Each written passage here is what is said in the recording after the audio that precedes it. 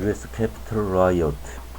Steve Bannon goes on trial for contempt of Congress.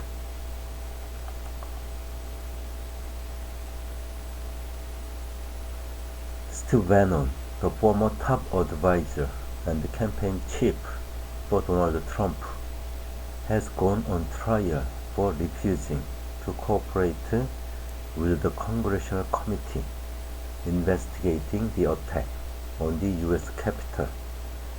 On Monday, jury selection began in the 68-year-old's trial at a court in Washington, D.C.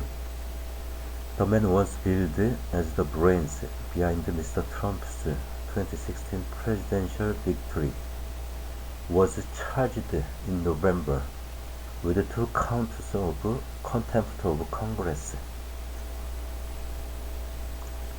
He had rebuffed subpoenas requesting his testimony as well as relevant documents about his involvement in efforts to challenge Mr. Trump's 2020 presidential defeat and organize the protests that culminated in the violent attack on the Capitol on 6 January 2021. The committee has been particularly interested in Mr. Bannon's communications with Mr. Trump in the days before the attack and the war room meetings he held at a hotel near the White House with other key figures as part of the last-ditch attempt to block the certification of Joe Biden's victory.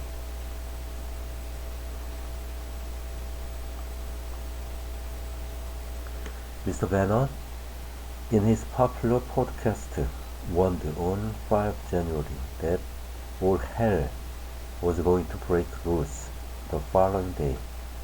The committee first subpoenaed Mr. Bannon in September 2021. The following month, it voted to hold him in contempt of Congress for his refusal to cooperate, charges the full House of Representatives quickly affirmed in a vote. At the time, Mr. Bannon was defiant, saying, "We are taking down the Biden regime." As the trial date approached, he said on his podcast that his legal strategy would involve going medieval on his enemies. But inside the courtroom, Mr. Bannon's bombast has been shelved. The options for his defense have been limited by presiding Judge Carl Nichols, a Donald Trump appointee. Mr. Bannon had sought to claim his contacts with Mr. Trump were covered by executive privilege, a legal principle that holds communications between presidents and their advisors are protected from disclosure in order to allow for candid advice. He also claimed that the Congressional Committee's subpoenas were invalid because the only Republicans involved were appointed by Democratic Speaker of the House, Nancy Pelosi. Judge Nichols, however, ruled that because Mr. Bannon was a private citizen and not a government employee, he could not make executive privilege claims. He ruled that the committee's subpoenas were valid and also rejected Mr. Bannon's attempts to call Democratic members of Congress to testify. Mr. Bannon's only remaining defense during the trial may be that the final deadline the committee had set for complying with the subpoenas was not clear.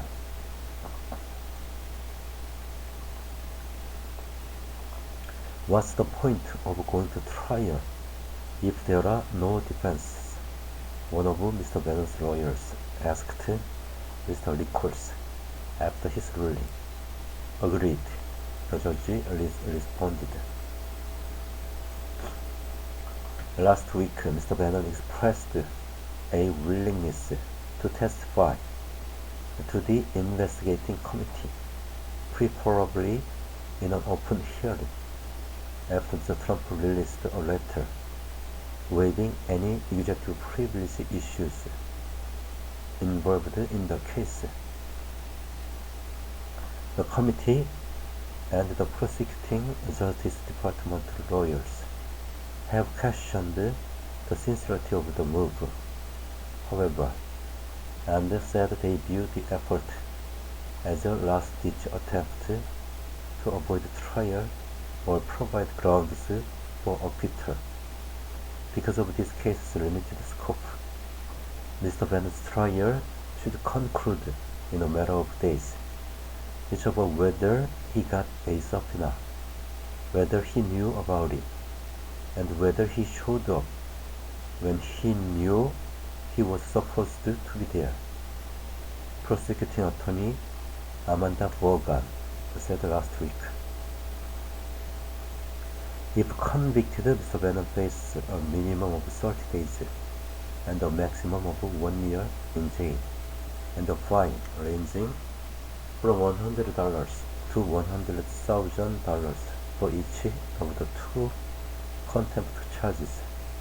If Mr. Bannon loses his case, he is likely to appeal the judge's prior rulings. Contempt of Congress cases are a rarity in modern U.S. politics, in part because the circumstances are often politically charged.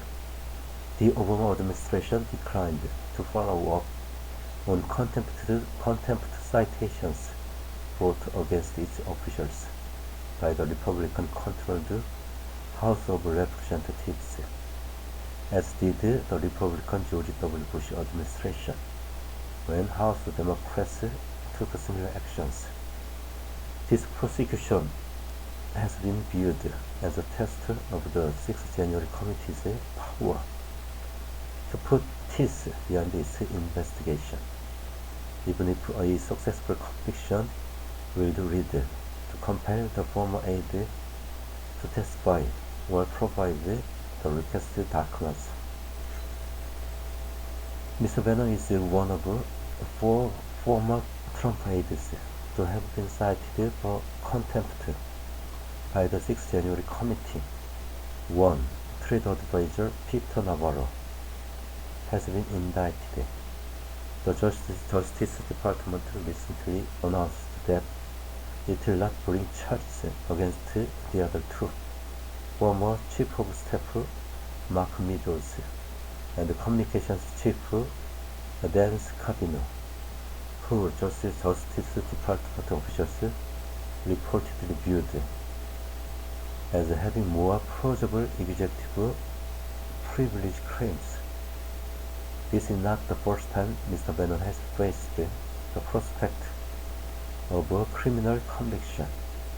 In August 2020, he was charged with wire fraud and money laundering over his involvement in efforts to fundraise money to build a wall on private property along the US-Mexico border. Mr. Trump pardoned Mr. Bannon for the alleged crimes in one of his final actions as president.